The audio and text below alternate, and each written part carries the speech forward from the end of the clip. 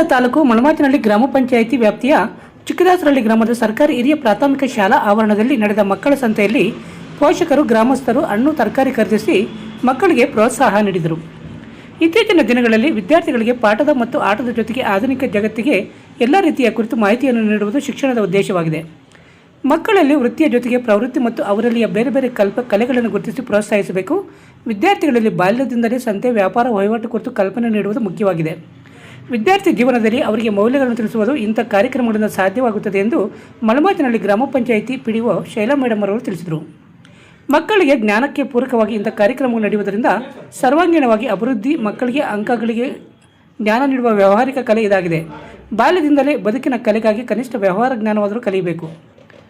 ವಿಶೇಷವಾಗಿ ಗ್ರಾಮೀಣ ಪರಂಪರೆ, ಜೀವನದ ಕೌಶಲ್ಯ ಬಗ್ಗೆ ಅರಿವು ಮೂಡಿಸುವ ಮಕ್ಕಳ ಸಂತೆ ಕಾರ್ಯಕ್ರಮ ನಡೆಯಿತು. ವಿದ್ಯಾರ್ಥಿಗಳ ಬಗೆ ಬಗೆಯ ಆಹಾರ ಪದಾರ್ಥಗಳನ್ನು ತಯಾರು ಮಾಡಿಕೊಂಡು ಬಂದು ಮಾರಾಟ ಮಾಡಿದರು. ಪುಟ್ಟ ಮಕ್ಕಳು ತಯಾರಿಸಿದ ತರಕಾರಿಗಳಾದ ವಿವಿಧ ರೀತಿಯ ಸೊಪ್ಪು, ಬೀನ್ಸು, ಹೀರೆಕಾಯಿ, ಮೂಲಂಗಿ, ಕ್ಯಾರೆಟ್, ಸೋರೆಕಾಯಿ, ಅವರೆಕಾಯಿ, ತೆಂಗಿನಕಾಯಿ ಮತ್ತಿತರಗಳು ಜೊತೆಗೆ ಬೇಲ್ಪುರಿ, ಮಸಾಲೆ ಪುರಿ, ಬೇಲ್ಪುರಿ, ಮಜ್ಜಿಗೆ, ಹಲವಾರು ಬಗೆಯ ಚಟ್ನಿಗಳು ಸೇರಿದಂತೆ ಪಾನಿಪುರಿ, ಶವಪುರಿ ಸೇರಿದಂತೆ 16 ಬಗೆಯ ಆಹಾರ ಪದಾರ್ಥಗಳನ್ನು ವೀಕ್ಷಣೆ ಮಾಡಲು ಬಂದ ಪೋಷಕರು, ಸಾರ್ವಜನಿಕರು ಸೇವಿಸಿ ವಿದ್ಯಾರ್ಥಿಗಳನ್ನು ಪ್ರೋತ್ಸಾಹಿಸಿದರು. ಈ ಸಂದರ್ಭದಲ್ಲಿ ಚಿಕ್ಕದಾಸರಹಳ್ಳಿ ಗ್ರಾಮ ಪಂಚಾಯಿತಿ ಎಲ್ಲ ಸದಸ್ಯರುಗಳು, ಎಸ್ಡಿಎಂಸಿ ಅಧ್ಯಕ್ಷ ದೇವರಾಜ್, ಶಾಲೆಯ ಮುಖ್ಯ ಶಿಕ್ಷಕಿ ಸರಸ್ವತಮ್ಮ, ಸಿಬ್ಬಂದಿ ವರ್ಗ ಮತ್ತಿತರರು ಕಾರ್ಯಕ್ರಮದಲ್ಲಿ ಪಾಲ್ಗೊಂಡಿದ್ದರು.